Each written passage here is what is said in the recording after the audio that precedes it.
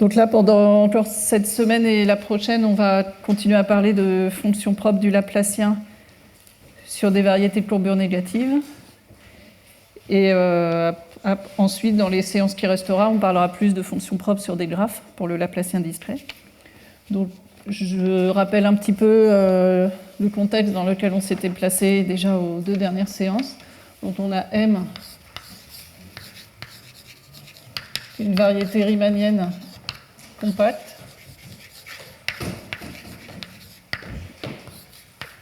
Et je vais toujours supposer qu'elle est de courbure strictement négative. Et même, en fait, dans les démonstrations que je donnerai aujourd'hui, en général, je me placerai dans le cas hyperbolique, c'est-à-dire dans le cas où la courbure est constante égale à -1. Je noterai D la dimension de M. Alors, ce qui nous intéresse, je vais continuer à garder les notations semi-classiques puisqu'on était parti comme ça, mais ce qui nous intéresse, ce sont les fonctions propres du Laplacien.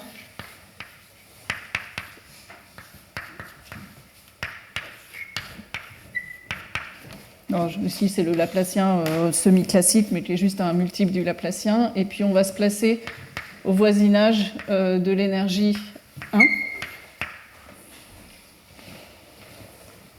Et l'objet qui nous intéresse, qu'on avait vu dans les séances précédentes, c'est que donc, quand on a une observable classique A, on peut la transformer en un opérateur en utilisant un procédé de quantification. Et on va s'intéresser aux éléments diagonaux de matrice, le produit scalaire entre psi h et l'opérateur A fois psi h. Et quitte à extraire une suite,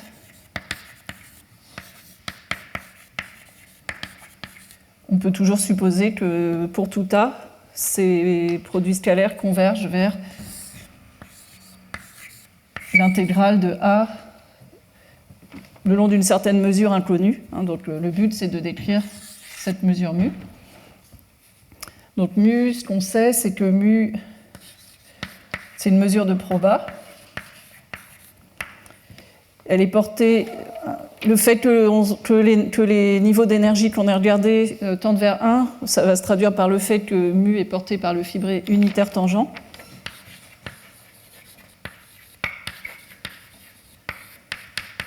Donc, le fibré unitaire tangent, c'est dans l'espace des phases, c'est l'ensemble des couples position-impulsion avec la norme de psi égale à 1. Et le fait qu'on ne soit parti de fonctions propres, ça va se traduire par le fait que mu est invariante par le flot géodésique que j'avais noté φt.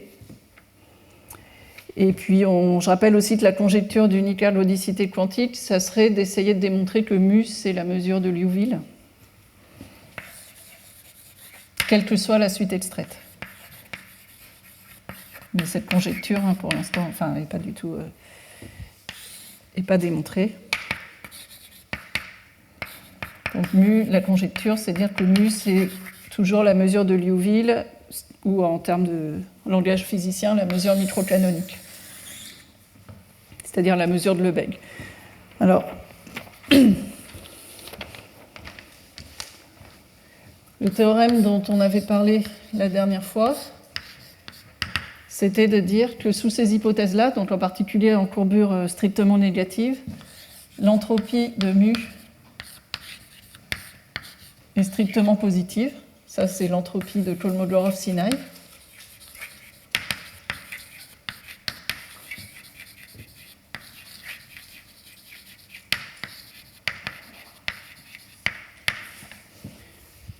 Donc l'entropie est non nulle, ce qui a comme corollaire par exemple que mu ne peut pas être une mesure portée par une géodésique fermée. Et j'avais donné un petit peu une esquisse de preuve basée sur le théorème de Shannon-Macmillan, qui disait en particulier, si on était en courbure -1, on pouvait même dire un petit peu plus, on pouvait dire que mu a des composantes ergodiques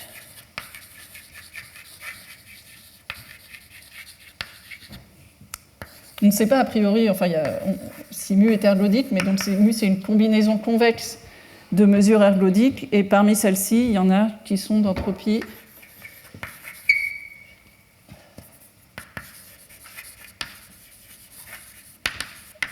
au moins d-1 sur 2 moins epsilon, quel que soit epsilon. Donc c'est un peu plus quantitatif.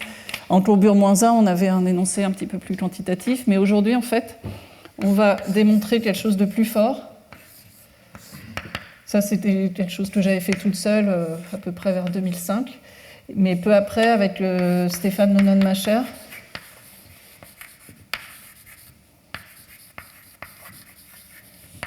en courbure constante, -1, on avait pu montrer en réalité que l'entropie de mu est supérieure ou égale à d-1 sur 2. Je rappelle que d, c'est la dimension de la variété.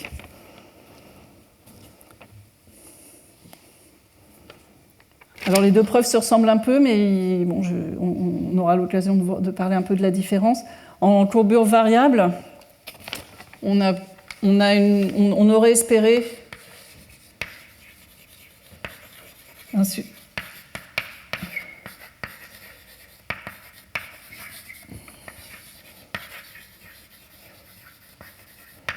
le résultat qu'on pourrait espérer en courbure variable, le résultat précis, c'est de dire que l'entropie de mu est plus grande que la moitié de l'intégrale des exposants de Lyapunov.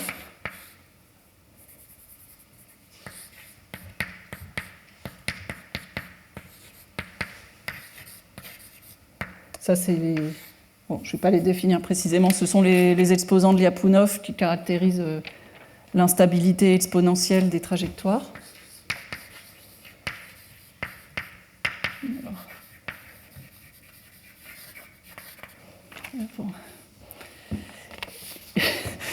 Donc normalement, notre démarche aurait dû aboutir à ça, mais pour des raisons techniques qui sont liées à la définition précise du temps d'Ehrenfest, en fait, en courbure variable, on n'a pas réussi à démontrer exactement ça.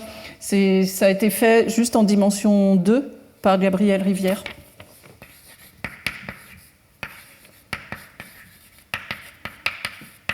Et qui a même réussi à le faire pour la courbure négative ou nulle. Ça, c'est une première remarque. Donc, ça serait bien qu'un jour, quelqu'un arrive à démontrer ça en dimension quelconque. Et l'autre, donc une remarque, c'est que si on arrivait à enlever le facteur 1,5, on sait par les résultats de Le Drapier et Youn que la seule mesure dont l'entropie est plus grande que d-1, ou ici l'intégrale des exposants de Lyapunov, c'est la mesure de Liouville. Donc si on arrivait à se débarrasser de ce 1,5, ça démontrerait la conjecture d'unique ergodicité quantique.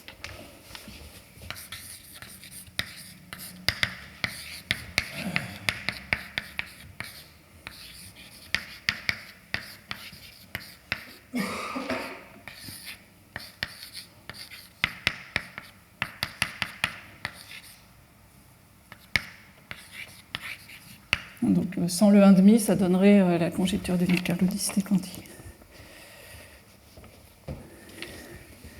Et puis l'autre théorème que je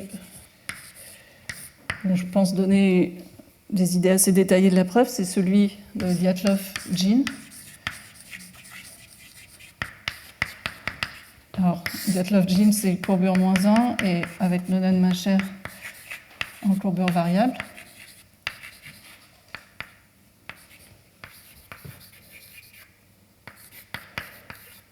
Et c'est des résultats récents, peut-être, je ne sais plus, peut-être, c'est après 2000, c'est vers 2017, peut-être 17-18, je ne sais pas. Et c'est par contre, c'est uniquement en dimension 2 pour les surfaces, parce que ça repose sur le principe d'incertitude fractale que Semyon Dyatlov nous a raconté avant les vacances. C'est que une mesure mu qui est obtenue comme ça, elle met une mesure strictement positive sur tout ouvert non vide.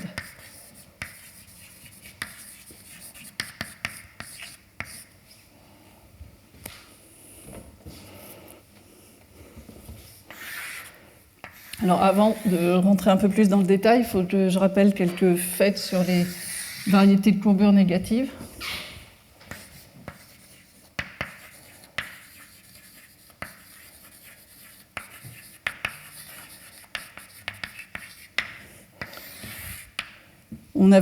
Quand j'avais raconté un peu l'esquisse de preuve du théorème 1, on avait utilisé le fait que le volume des sphères, l'aire des sphères croît exponentiellement vite, hein, si vous vous souvenez. Bon, on avait parlé du cas de l'espace hyperbolique de dimension d. Donc là, c'est la courbure constante. C'est que si je prends un point et que je regarde la sphère de rayon t à partir de centrée en ce point, et nous, cette sphère était apparue quand on propage une onde sphérique. Hein, si je prends une onde sphérique, quand je la propage pendant un temps t, on se retrouve ici. On avait vu que l'aire de la sphère, enfin le volume d-1 dimensionnel, ça croît exponentiellement vite, comme exponentielle d-1 sur d-1 fois t. Ça, c'était une première chose.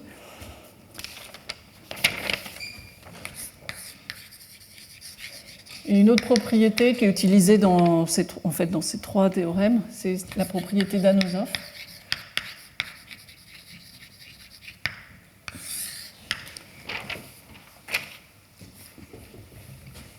Puis en gros comme ça, alors je vais faire mes dessins pour des variétés de dimension 2 et je vais essayer de dessiner ce qui se passe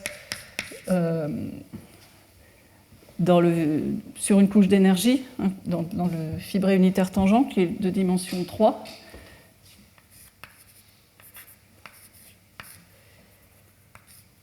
Mais il y a une direction qui n'est pas très intéressante, c'est la direction des trajectoires du flot. Donc là, je vais faire un dessin évidemment en dimension 2, qui est une section de point carré du flot. Donc il faut imaginer que les trajectoires du flot géodésique, elles sont orthogonales au tableau. Et donc on a des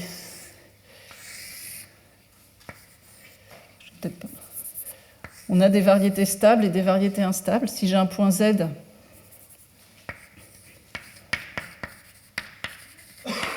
dans l'espace des phases, il possède une variété stable et une variété instable.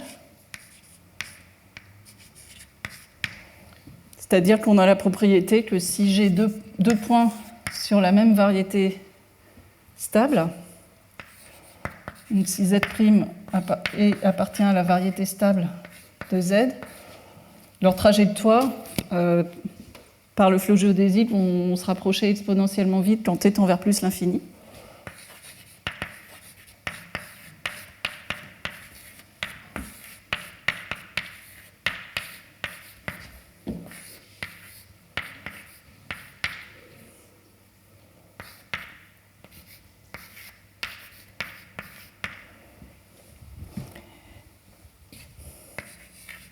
Et si Z' est sur la variété instable de Z, on a la même chose mais en temps moins l'infini.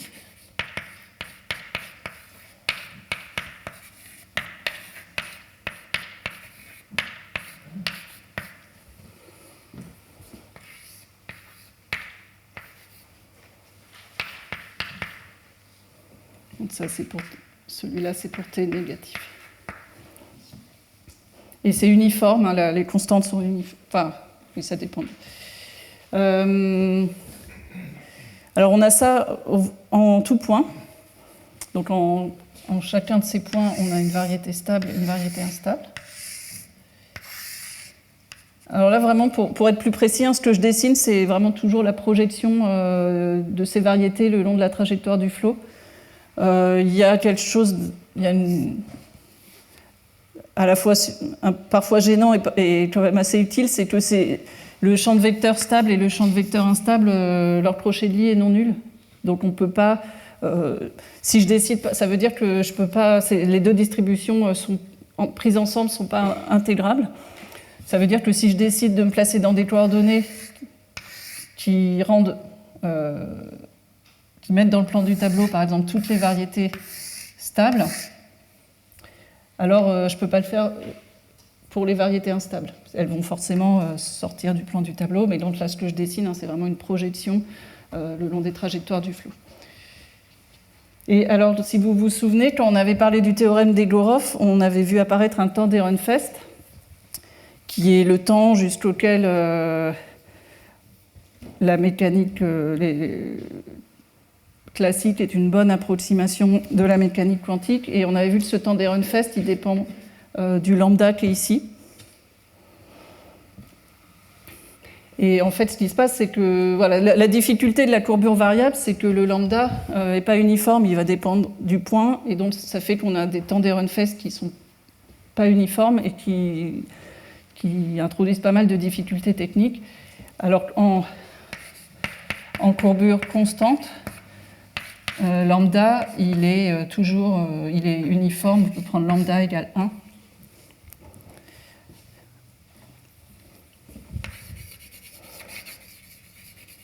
Et en fait, en courbure constante, si je refais un dessin, je fais un dessin dans l'espace hyperbolique de dimension 2, en courbure constante, ça correspond, j'ai dessiné la sphère à l'infini, là, ça correspond au dessin suivant, que si je dessine une géodésique avec ces 2 points à l'infini,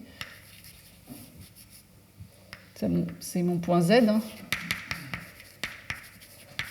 La variété stable, par exemple, je peux la dessiner en traçant l'eurocycle, qui s'appelle cet eurocycle, et tous les points de la variété stable, ce sont toutes ces conditions initiales-ci. Toutes ces trajectoires, en fait, sont asymptotes à celles de Z.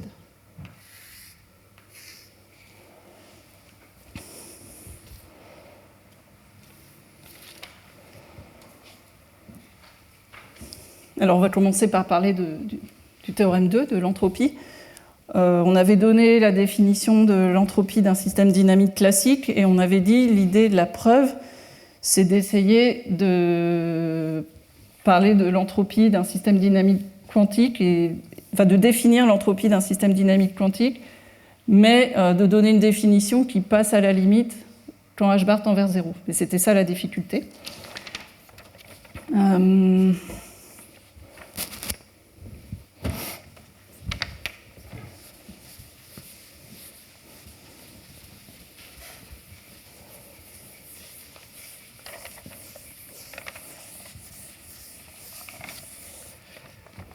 Donc on avait dit que pour définir l'entropie, au départ, on divise l'espace des phases en une partition, en un nombre fini de morceaux. Et même pour se simplifier la vie, on avait dit carrément on va partir d'une partition qui dépend uniquement de la variable de position. Donc on partitionne vraiment la variété M. Et l'analogue quantique de cette partition, c'est une famille d'opérateurs, PI chapeau,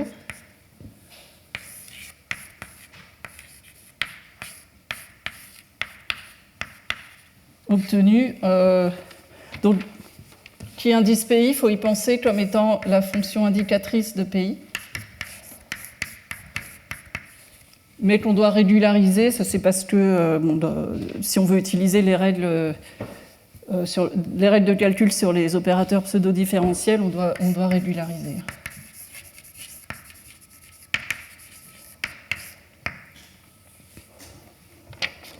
Donc on quantifie cette fonction indicatrice, et l'avantage de partir d'une partition qui dépend uniquement de la position, c'est juste une simplification, c'est que ça devient juste un opérateur de multiplication par PI.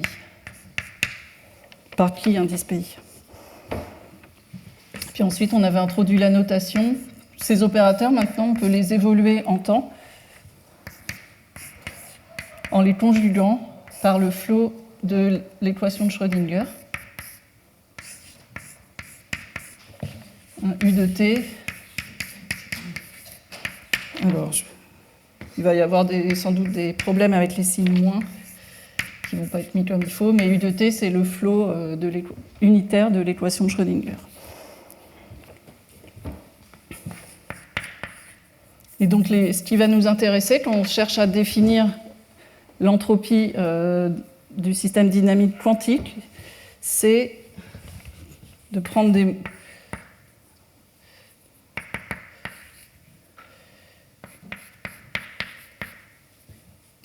mots dans l'alphabet. Donc en fait, le fait d'avoir divisé notre espace d'efface en un nombre fini de morceaux, ça revient à le discrétiser. Et on avait dit que l'idée, c'est que maintenant, on va coder les trajectoires par des mots qui codent les éléments de la partition visités successivement par cette trajectoire.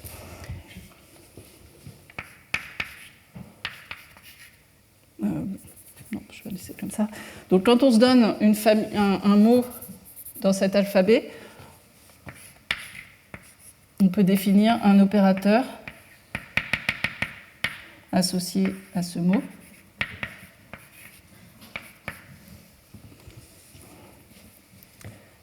C'est l'opérateur suivant. Donc, ça essaie de copier en fait, la définition classique de l'entropie d'un système dynamique. Donc, je veux qu'au temps 0, je projette sur l'élément alpha 0 de la partition. Au temps 1, je projette sur l'élément alpha 1 de la partition. Au temps 2, je projette sur l'élément alpha 2. Et ceci jusqu'au temps n.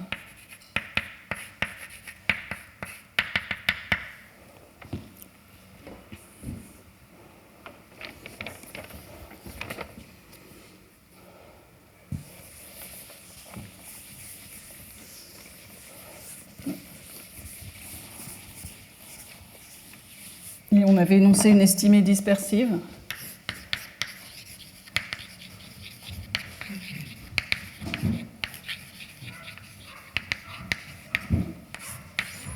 Qui me dit que cet opérateur, c'est un produit d'opérateurs de norme 1. Mais en fait, le produit est de norme plus petite que 1, à condition de se restreindre. On compose avec le projecteur spectral sur un voisinage de la couche d'énergie 1. Le projecteur spectral du Laplacien semi-classique. Donc la norme de cet opérateur, de L2 dans L2, on peut la borner par 1 sur h bar puissance d sur 2 exponentielle moins d-1 sur 2 et le temps, alors ici le temps c'est n. Bon, il y a des petits epsilon à chaque fois qui peuvent être perdus. Oui.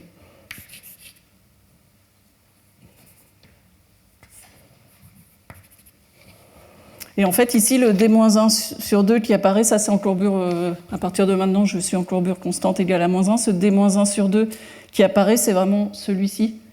Parce que l'estimée dispersive, elle est prouvée par une estimation BKW. Donc c'est la racine, ce exponentielle moins d-1 sur 2n, c'est la racine de la croissance du volume. Et c'est vraiment le terme qui sort quand on fait une approximation BKW de cet opérateur. Alors ça, c'est sous certaines hypothèses, c'est en courbure -1. Et il faut que les diamètres des pays soient assez petits.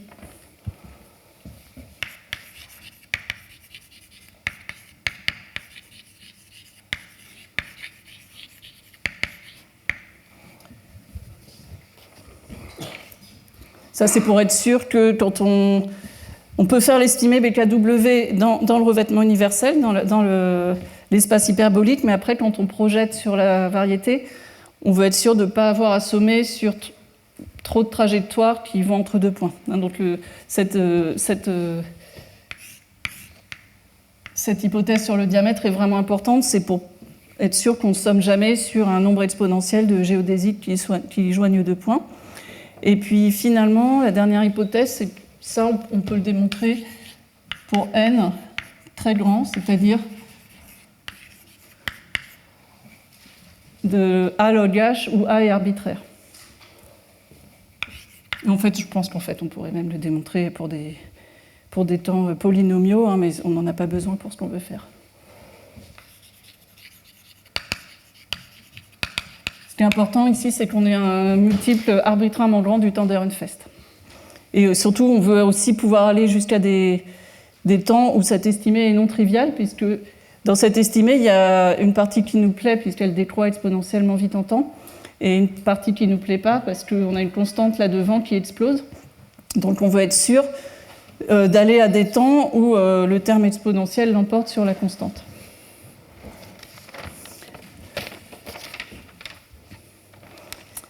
Enfin, dernière petite chose. Dans la preuve du théorème 2, on a vraiment besoin d'optimiser toutes les constantes. Quand on définit le temps d'Ehrenfest, on a vraiment besoin d'être le plus précis possible sur la constante de vol log H. Ce qui n'était pas le cas de la preuve du premier théorème, que j'ai juste esquissé. On n'avait pas besoin d'être si précis que ça, mais dans le théorème 2, c'est vraiment important d'être le plus précis possible dans toutes les constantes devant log H. Et c'est pour cette raison que dans la preuve du théorème 2, en fait, on prend une fenêtre spectrale qui tend vers 0. Alors, quelque chose comme 1 moins epsilon, de manière à pouvoir ici gagner quelque chose ici aussi. Pour pouvoir, voilà, le fait de réduire la fenêtre spectrale fait qu'on peut gagner un tout petit peu dans cette puissance. Donc cet estimé, bon, je l'admets, mais l'idée intuitive, ça vient vraiment de la croissance du volume des sphères.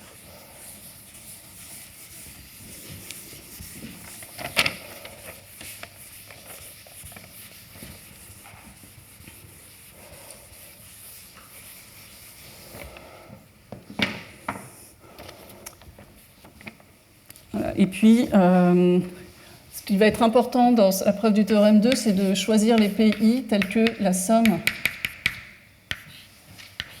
des PI étoiles PI soit égale à l'identité. Donc si on prend vraiment une fonction indicatrice, c'est vrai, quand on régularise, il faut le faire de manière à avoir cette propriété. Et ça implique que cette propriété reste vraie pour tous les opérateurs associés aux mots de longueur quelconque. Si je fais la somme sur tous les mots de longueur n,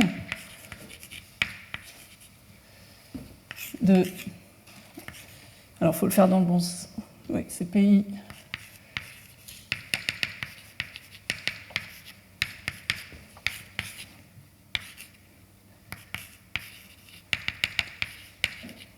Ce qui va être important, c'est de toujours travailler avec une famille d'opérateurs qui a la propriété que somme des P étoile P égale l'identité. Ça reste vrai. Et maintenant, la dernière fois, on s'était interrogé sur la manière... Donc j'ai toujours ma fonction propre du Laplacien et on va vouloir lui associer une mesure mu psi. Je vais peut-être enlever l'indice h bar. Une mesure sur l'espace des suites. On va travailler de manière symbolique sur l'espace des suites à puissance n qui sont censées coder les trajectoires. Et ici, aujourd'hui,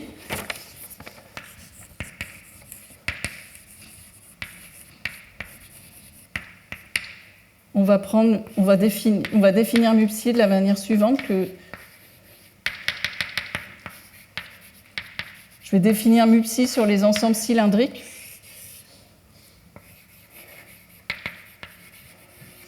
Donc dans un espace de suite, un ensemble cylindrique, c'est je me fixe un mot initial et je regarde les suites qui commencent par ce mot, c'est ce qu'on appelle un ensemble cylindrique, et donc je vais définir ma mesure sur l'ensemble des suites, je vais la définir en fait en disant quelle est la mesure d'un cylindre. Et aujourd'hui, on va prendre comme définition que la mesure du cylindre alpha 0, alpha n-1, c'est la norme de l'opérateur P alpha 0, alpha n-1 de psi au carré. Autrement dit, si j'écris cette norme comme un produit scalaire, c'est aussi psi, produit scalaire P étoile P de psi.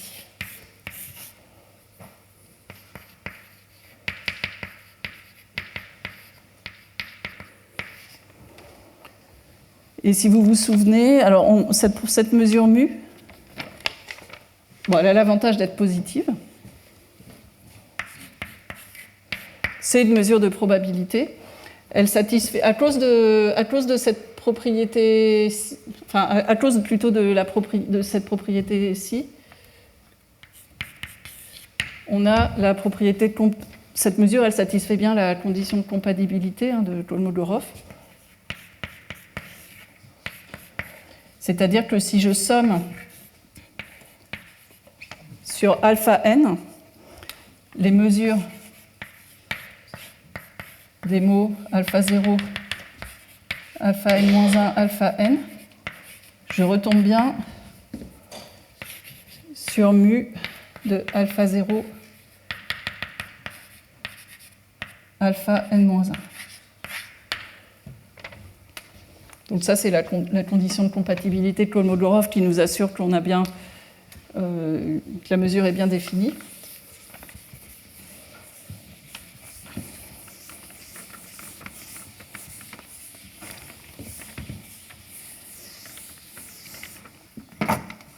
Si on compare à ce qu'on avait fait la dernière fois, on avait pris, si vous vous souvenez, on avait pris une autre définition pour mu psi.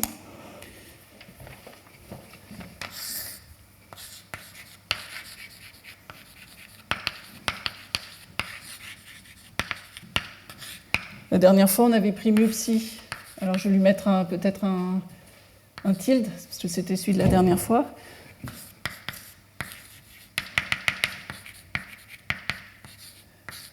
On avait simplement pris le produit scalaire entre psi et l'opérateur P.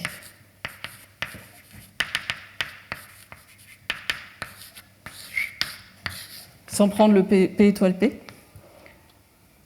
Alors celle-ci, elle nous avait posé problème parce qu'elle n'était pas positive, c'est un nombre complexe.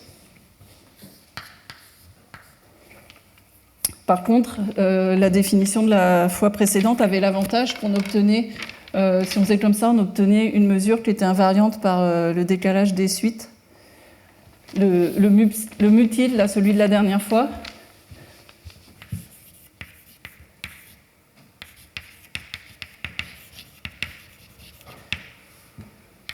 et vérifier aussi que somme, si je rajoute maintenant une lettre au début, alpha moins 1, somme des mu tilde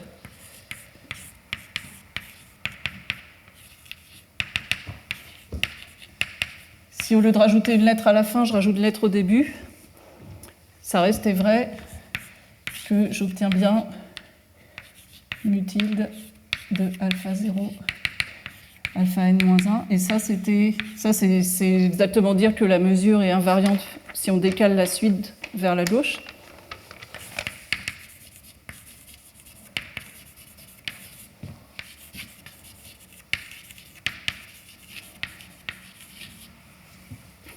Et ça, c'était vrai parce que psi est une fonction propre.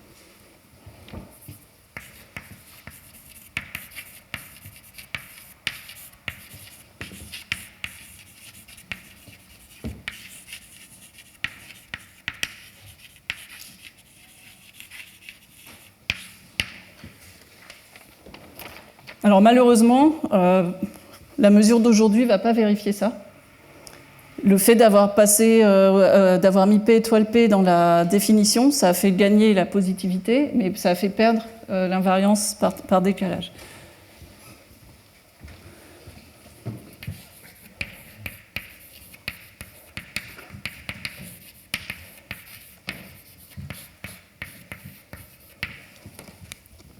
Ça, c'est parce que la définition a été effacée, mais c'est à cause du fait que les opérateurs ne commutent pas entre eux. Si je voulais les rassembler, ensemble, les opérateurs, de manière à avoir cette simplification qui s'opère, je serais obligé de faire commuter entre eux tous les opérateurs qui composent le produit de P et ils ne commutent pas. Après, donc, ce qu'on voit, c'est qu'on arrive on n'arrive pas, à partir de notre système dynamique quantique, on n'arrive pas à se ramener exactement à la théorie ergodique classique, c'est-à-dire idéalement, on voudrait construire une mesure positive et invariante, mais soit on arrive soit on prend une mesure positive, mais elle n'est pas invariante, ou soit on prend une mesure invariante, mais qui n'est pas positive. C'est assez moral, hein, ça veut dire qu'à partir d'un système quantique, on ne peut pas se ramener à de la théorie ergodique classique. Mais donc aujourd'hui, on va essayer quand même de travailler avec celle-ci, qui a le mérite d'être positive. Donc on peut toujours définir son entropie au temps n.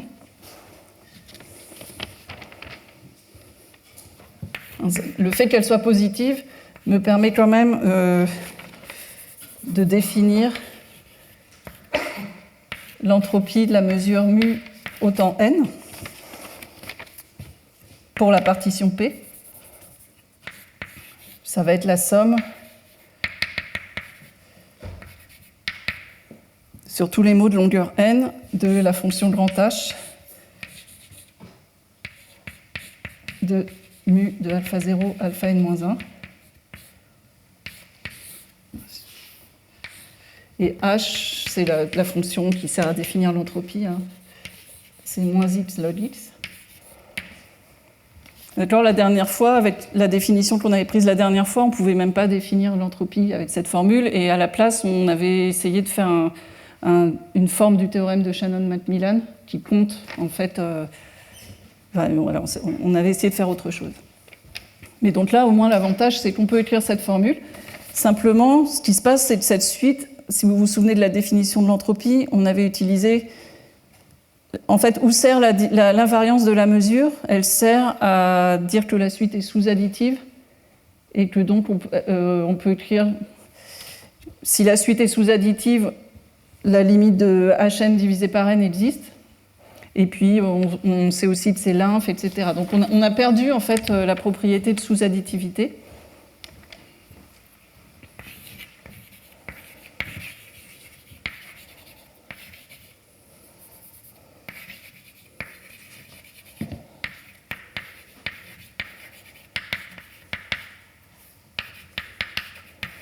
La sous-additivité venait du fait que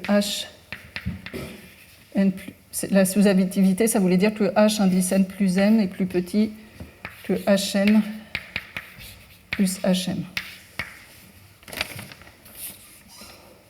Alors, je vais peut-être essayer de garder ça pour l'instant.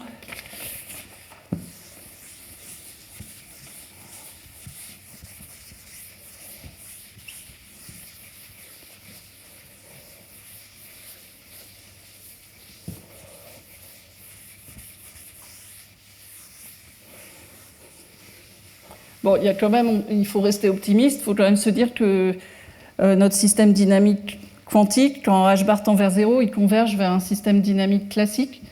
Donc, il doit quand même bien y avoir, vu que la sous-additivité, elle est vraie à la limite, avant de passer à la limite, il doit quand même rester quelque chose, peut-être avec des erreurs et des choses comme ça.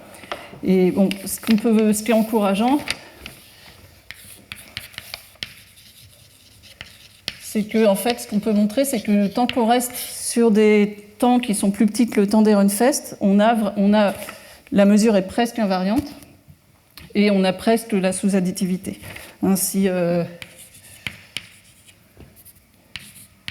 si n est suffisamment plus petit que lambda log h, et lambda est égal à 1 si on est sur une variété hyperbolique, on a la sous-additivité approchée.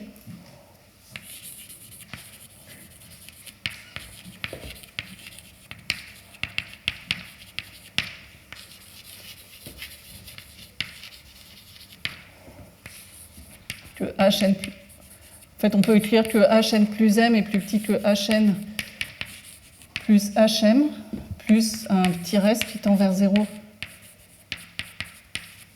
Quand h bar tend vers 0, et ça, en fait, c'est vrai tant que n plus m est plus petit que le temps d'Ehrenfest.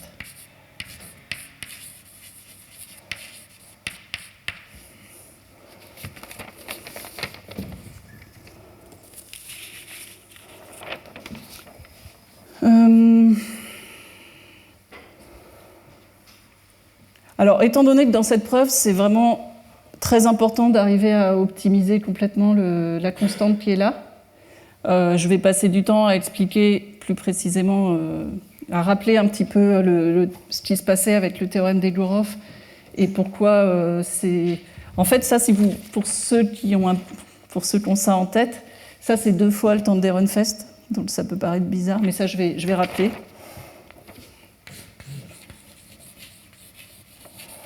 Quand on avait fait Egorov, on avait dit que si on part d'une observable classique dans la classe S0, on la transforme en un opérateur quantique et on regarde l'évolution de Heisenberg de cet opérateur.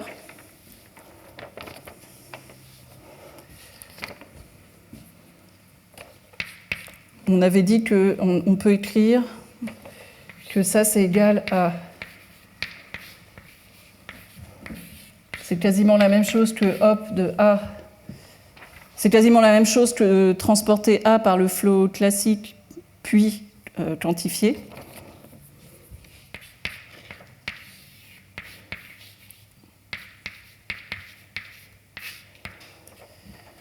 Et ça, c'est vrai tant que...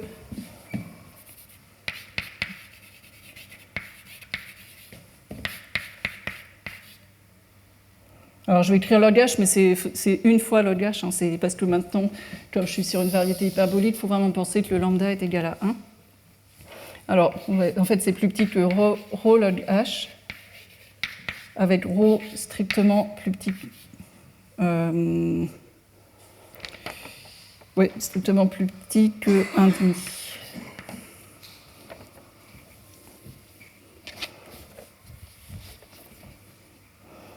Et de plus, ce A ronfité, il appartient à la classe de symboles que j'avais appelée S0 indice ρ. Je vais peut-être réécrire, je pense que je vais réécrire les classes de symboles qu'on avait utilisées.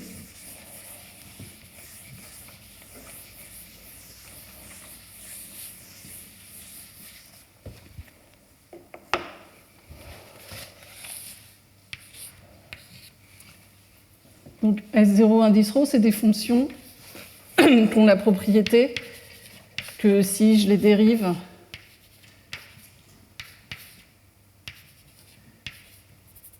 que quand je les dérive par rapport en x et en xi, ça croît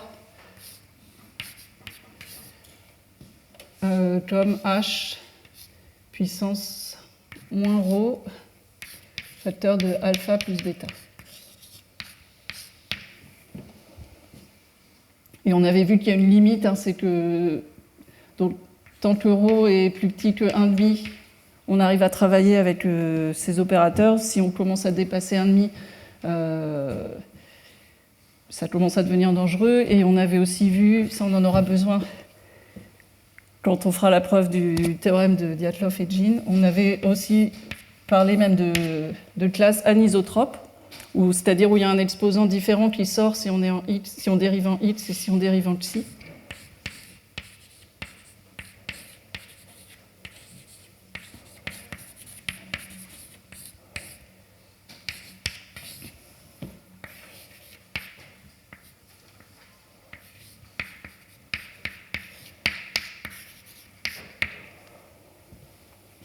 Donc en fait, la première classe, c'est le cas où ρ égale ρ'O'.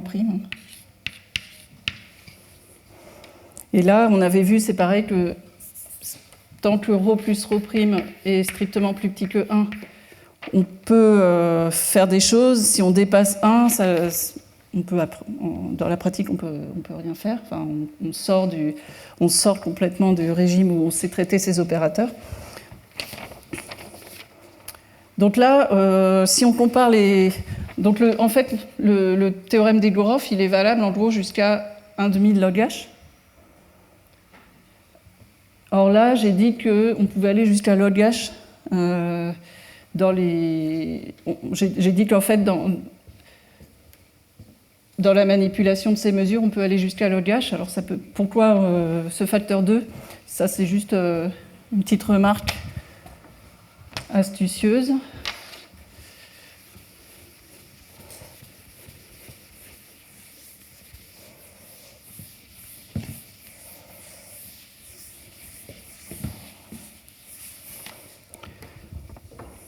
En fait, quand j'ai écrit l'estimée dispersive, si je reviens sur la manière d'écrire l'estimée dispersive, tout à l'heure, je l'ai écrite comme ça. Je prends un produit d'opérateurs. Alors, le dernier, je l'ai évolué jusqu'au temps n, ou n-1.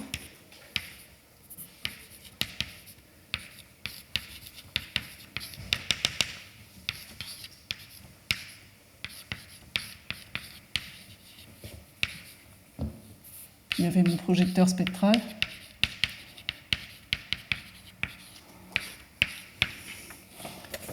Donc là, je suis partie uniquement dans le futur. Hein, j'ai évolué du temps 0 jusqu'au temps n. Mais en fait, je peux rendre les choses plus symétriques en conjuguant. Si je conjugue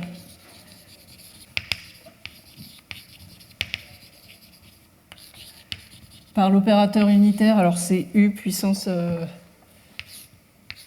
n sur 2.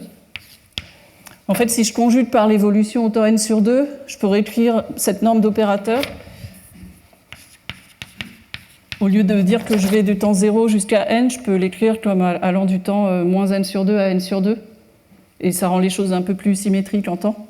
C'est-à-dire que si je conjugue, en fait, comme la conjugaison est unitaire, ça ne va pas changer la norme de l'opérateur. Je peux réécrire un n sur 2 partout ici. Et du coup, ici, je vais me retrouver avec moins n sur 2. Et ici, avec le moins n sur 2 plus 1.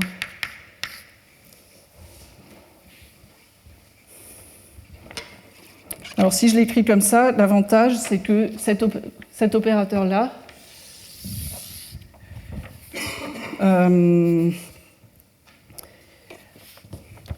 je peux vraiment écrire que c'est, en utilisant Egorov,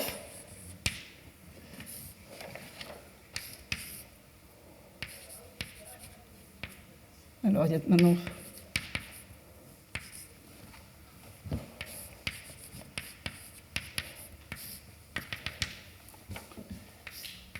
En fait, il va rester dans une bonne classe d'opérateurs pseudo-différentiels tant que, maintenant, c'est n sur 2 qui doit être plus petit.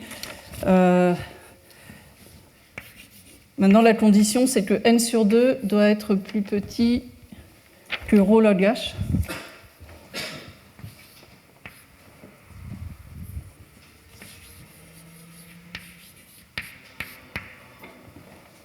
La condition pour pouvoir traiter cet opérateur comme étant un bon opérateur pseudo-différentiel, c'est n sur 2 plus petit que ρ log h. Et ρ, c'est un nombre très proche de 1,5.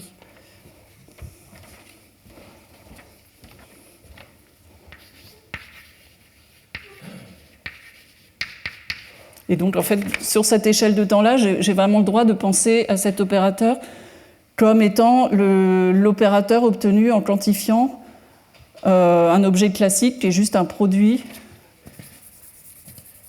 de fonction qui i évolué par le flot géodésique.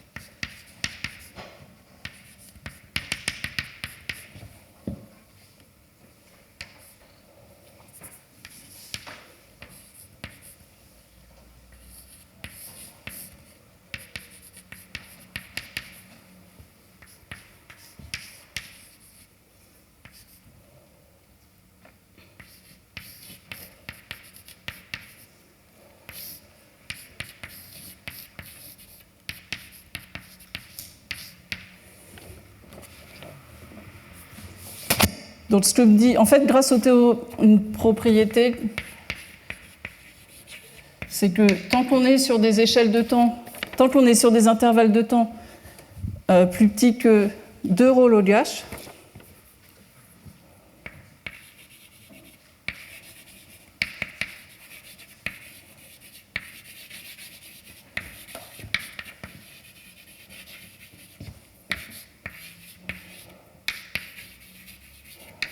où ρ c'est un nombre fixé mais arbitrairement proche de 1,5, on peut penser en termes classiques.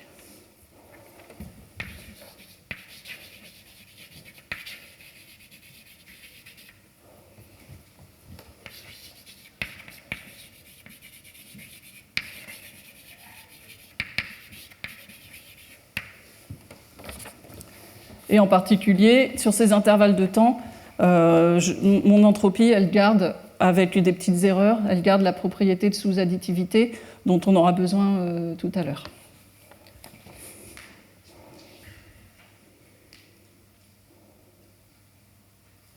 Donc en fait, voilà, on a notre système dynamique non commutatif, mais jusqu'à un certain temps, il se comporte presque comme un système dynamique commutatif. Et sur cet intervalle de temps, je peux utiliser des astuces de théorie ergodique, etc. Et par contre, quand je dépasse de ce temps, je sors de toute l'intuition classique.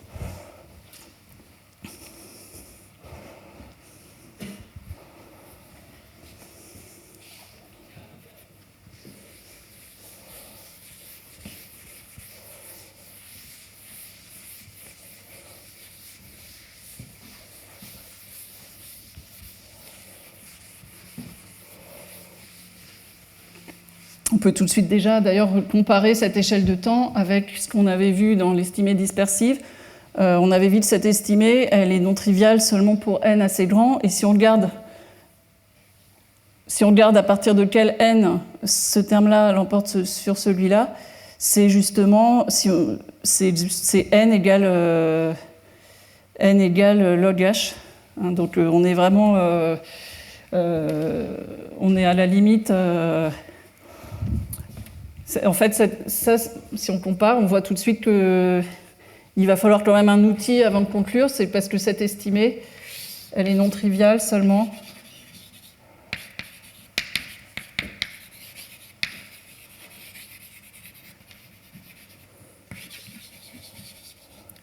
pour n suffisamment plus grand que log h, plus grand que une fois log h. Donc le temps jusqu'auquel on peut penser en termes classiques, c'est pile le temps au-delà duquel l'estimée commence à être intéressante. Donc il faut forcément faire quelque chose pour raccorder les deux. Alors dans l'article avec Stéphane, la manière dont on a fait, c'est d'utiliser un principe d'incertitude qui s'appelle le principe d'incertitude anthropique.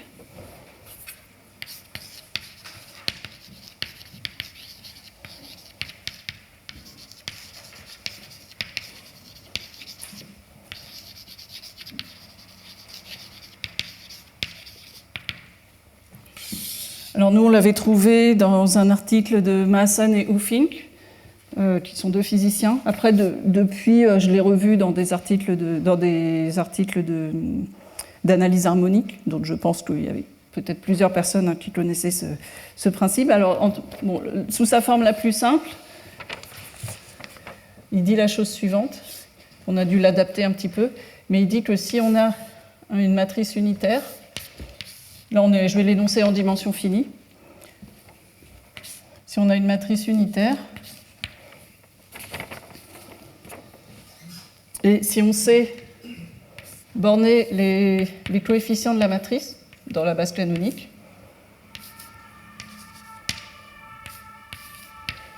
ça, en fait, c'est le alpha, ça va nous donner la norme de U de L1 dans L infini. Donc on suppose qu'on a une estimation sur les coefficients de la matrice. Et alors, oui, il faut que je définisse. Si j'ai maintenant un vecteur unitaire, là je suis dans C puissance n, hein. Mon espace de Hilbert c'est C puissance n. Si j'ai un vecteur de norme 1, ça veut dire que somme des psi carré égale 1. Je vais définir son entropie. C'est son entropie dans la base canonique, hein, parce qu'elle va être définie à partir des coefficients de psi dans la base canonique. C'est la formule habituelle.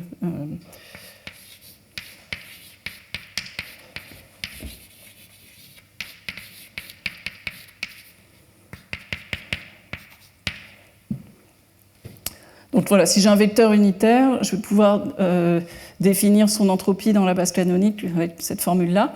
Et je suppose que j'ai une majoration des coefficients de U dans la base canonique, elle aussi.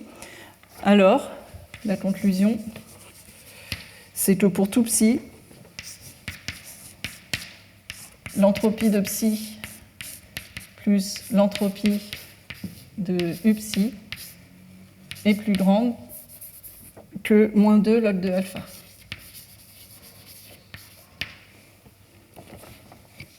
Donc ça dit que l'entropie, c'est une mesure de... Une grande entropie, ça veut dire que psi, elle a des coefficients à peu près équitablement distribués. Ça veut dire que forcément, soit l'entropie de psi, soit l'entropie de U psi doit être grande. Et corollaire, c'est que si psi, c'est une fonction propre de U,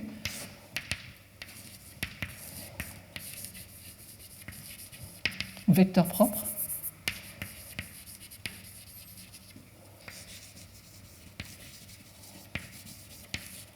ces deux entropies coïncident, et là on peut dire que l'entropie de psi est plus grande que moins log alpha.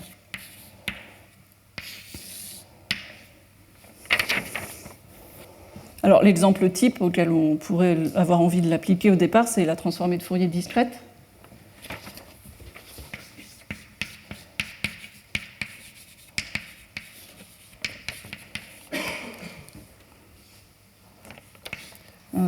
Les éléments de matrice de la transformée de Fourier discrète, c'est 1 sur racine de n exponentielle moins 2i pi, donc exponentielle une phase, 2i pi wx. Et donc, si on voulait appliquer ce principe à la transformée de Fourier discrète, le alpha, ça serait 1 sur racine de n.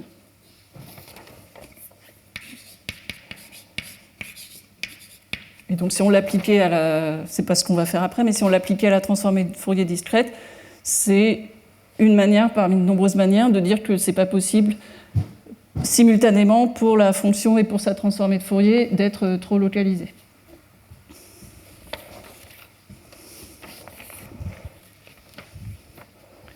Alors, je vais peut-être garder juste cette formule-là.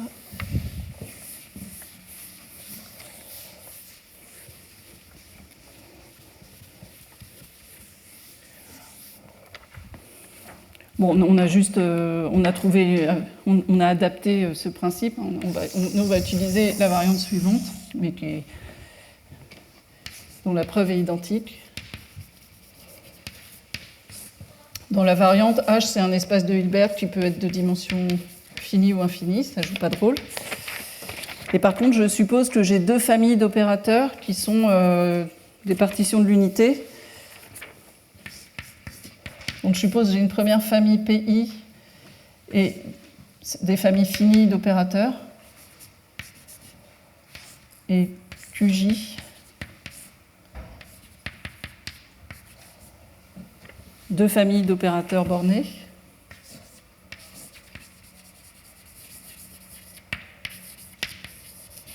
Et je suppose qu'elles satisfont toutes les deux que... Alors, somme des PI étoiles, PI égale l'identité. Et la famille Q vérifie la même chose. Somme des Q étoiles, QK étoile, QK égale l'identité.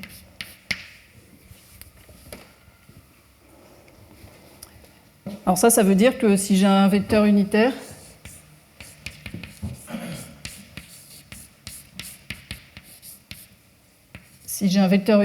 ça veut dire que sa norme au carré, c'est aussi la somme des normes de PI psi au carré. Donc les nombres normes de PI psi au carré définissent un vecteur de probabilité, et donc je vais définir l'entropie de psi pour la famille d'opérateurs P comme étant l'entropie de cette mesure de probabilité-là.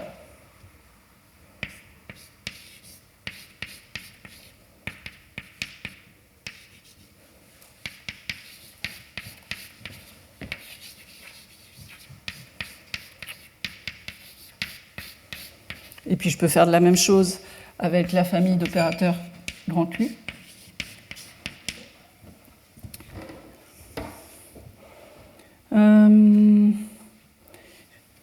Peut-être que je peux effacer ça maintenant.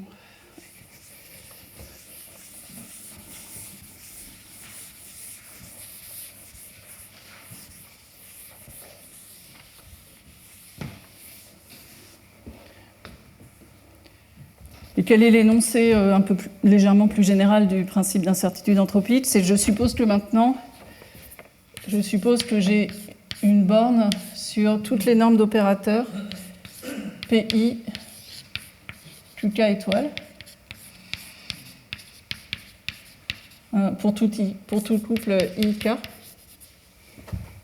la même manière, ça c'est tout à l'heure, c'était pour tout IJ. Donc je suppose que j'ai une borne sur toutes ces normes d'opérateurs et que c'est toujours plus petit qu'un certain nombre alpha. Alors,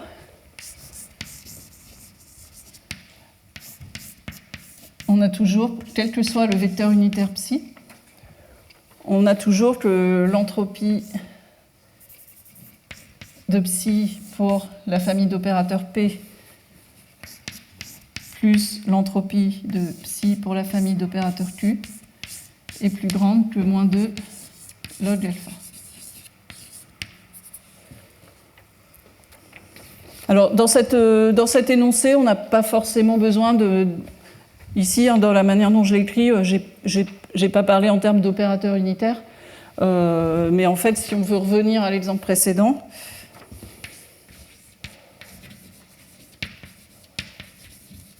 dans l'exemple précédent, PI, c'était la projection sur la IM coordonnée.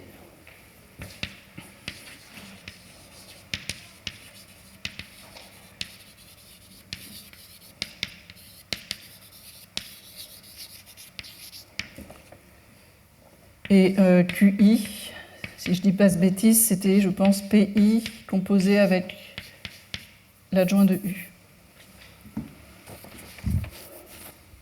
En fait, le U, il est directement incorporé dans la famille d'opérateurs Q.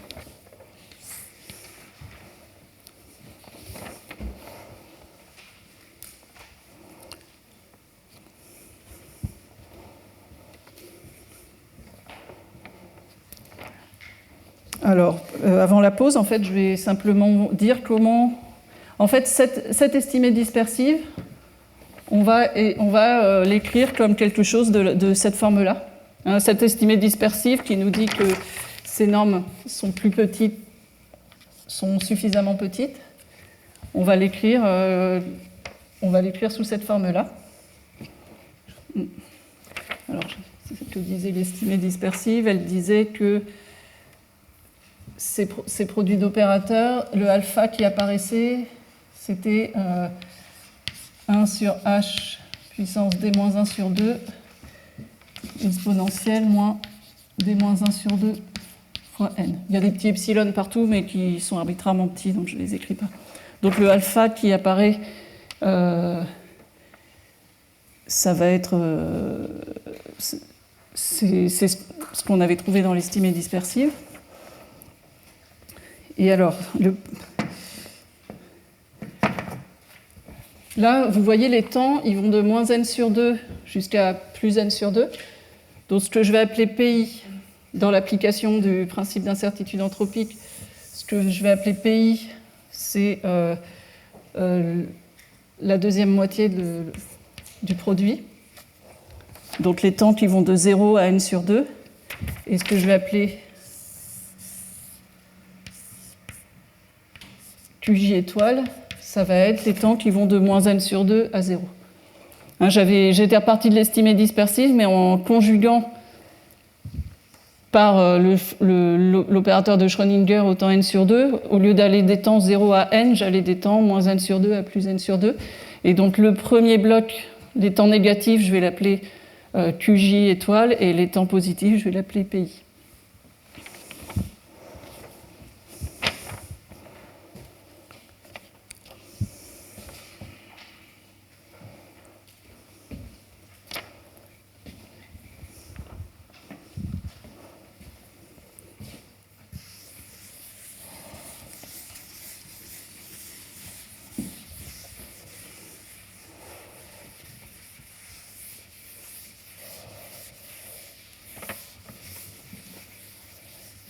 si j'applique le principe d'incertitude anthropique, je vais donc à cette famille d'opérateurs-là, je vais obtenir que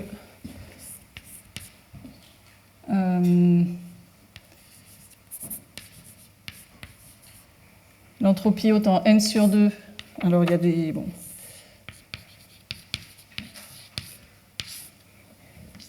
je vous laisse faire les vérifications. Ça va être vrai pour tout psi. Alors, petite précision ici, pour que l'estimé dispersif soit vrai, il y a un projecteur spectral en plus, hein, qui n'apparaît pas dans l'énoncé abstrait, mais qui fait qu'en fait, l'énoncé il va être vrai pour psi dans l'image du projecteur spectral.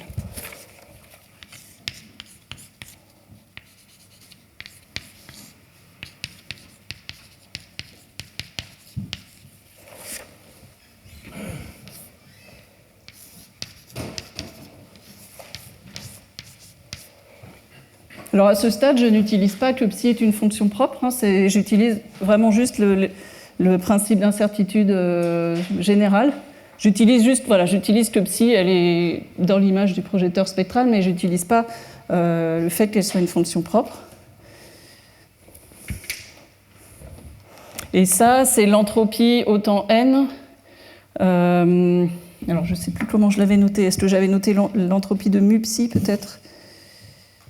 Ah non, l'entropie de psi. Donc l'entropie, je l'avais noté, c'était le petit h que j'avais.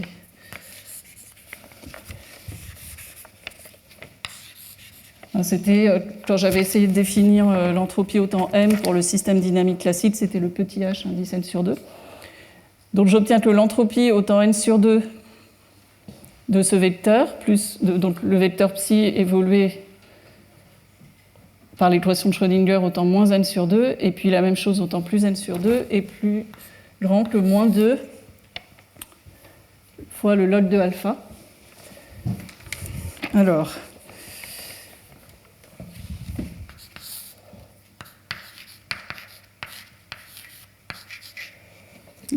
si je prends le log de ça, si je ne me trompe pas, ça va faire...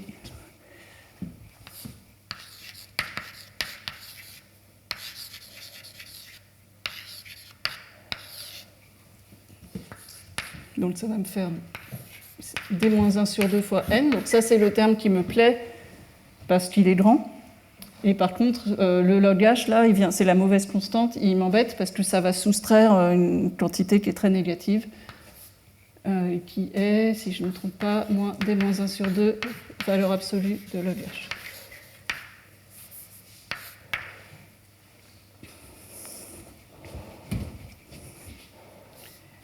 Il faut vérifier les demi qui se sont rajoutés en cours de route, mais là, je pense que c'est bon.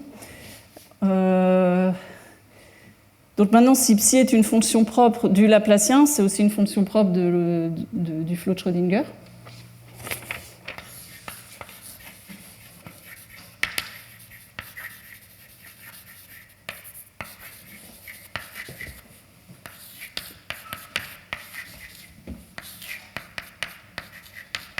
Ce qui fait que je peux enlever ces deux termes-là. Donc ça va me faire que l'entropie autant n sur 2 de psi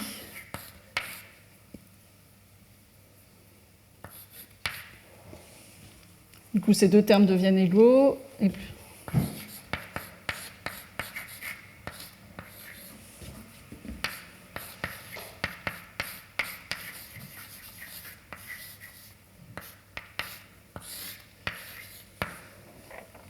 Donc je peux l'écrire comme ça, puis comme c'est vrai pour tout n, au lieu d'écrire n sur 2 des deux côtés, hein, je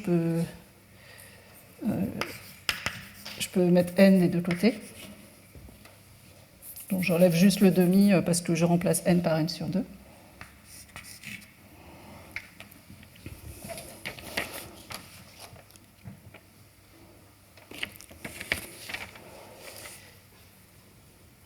Et maintenant, ce qui va m'intéresser, c'est hn sur n.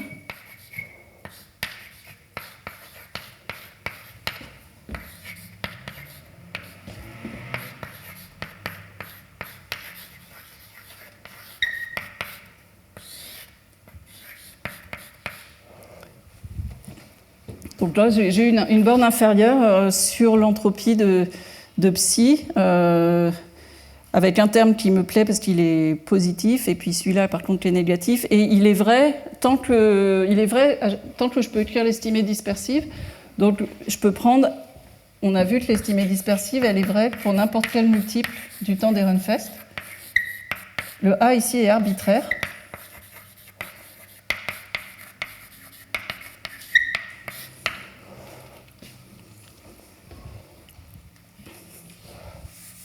Donc ici, en fait, si je prends n comme ça, un grand multiple du temps d'Ehrenfest, ça me fait 2A.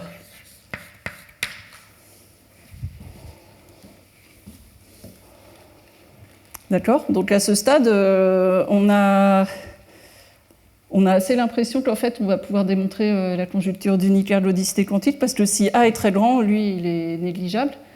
Donc en fait, on a l'impression que je suis en train de dire que l'entropie Hn sur n de psi est plus grande que d-1, moins quelque chose qui est arbitrairement petit.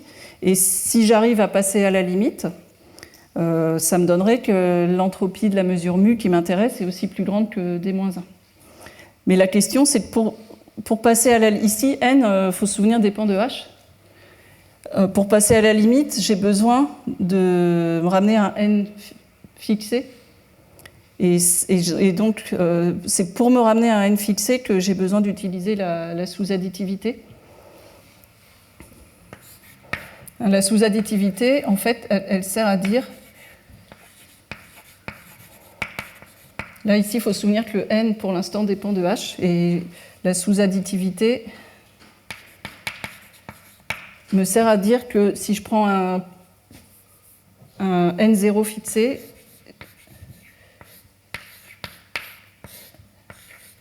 j'ai une inégalité dans ce sens-là. Et ça... La sous-additivité, j'ai vu que je ne peux l'écrire que jusqu'à des temps une fois log h.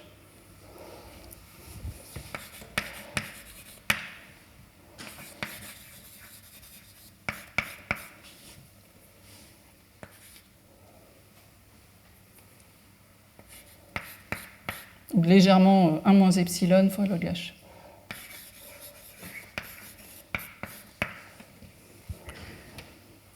Donc la sous-additivité, en fait, je dois prendre A égale à proche de 1.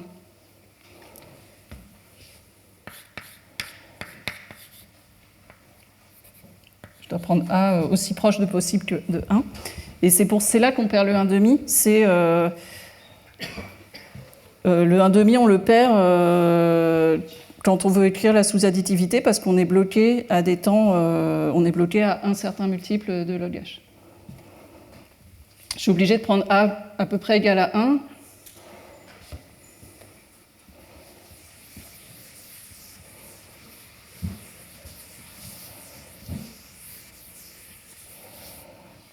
Donc au final, pour n0 fixé, je peux juste dire que h n0 de psi sur n0 est plus grand que d-1 sur 2 moins quelque chose d'arbitrairement petit.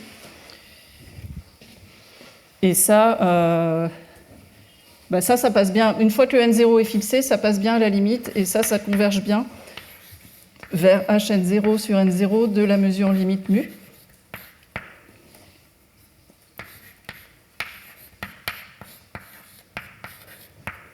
Et ça, c'est vrai pour tout n0. Ce qui me donne, maintenant en faisant tendre n0 vers l'infini, que l'entropie Kohlmodorov-Sinai de mu est plus grande que d-1 sur 2. Donc voilà, on a perdu le 1,5 à cause de cette question de sous-additivité, mais c'est peut-être quand même moral, puisque si on se souvient de l'esquisse de preuve qu'on avait faite avec Shannon-Macmillan, là aussi on avait le 1,5 qui sortait. Donc ça aurait peut-être été bizarre que juste en prenant la norme au carré au lieu de prendre la norme, d'un seul coup ça résolve tous les problèmes. Donc c'est peut-être moral que ce 1,5 réapparaisse d'une autre manière, qui est auquel on ne s'attendait pas forcément, mais bon, c'est pas forcément immoral qu'il soit réapparu. Et ce qu'on voit, c'est que pour cette preuve-là, c'est vraiment important d'optimiser toutes les constantes dans le temps d'Ehrenfest dans Egorov, et c'est pour ça qu'en courbure variable, c'est beaucoup plus compliqué, puisqu'on a des exposants de Lyapunov qui dépendent du point, et donc ce qu'avait fait Gabriel Rivière pour les surfaces de courbure négative ou nulle, c'est vraiment d'utiliser un temps d'Ehrenfest dépendant du point, et donc de faire cet argument-là, mais sur des intervalles de temps qui dépendent aussi de la trajectoire sur laquelle on travaille. Et voilà, on va faire la pause, et puis après la pause, je parlerai de Dyatlov et Jean.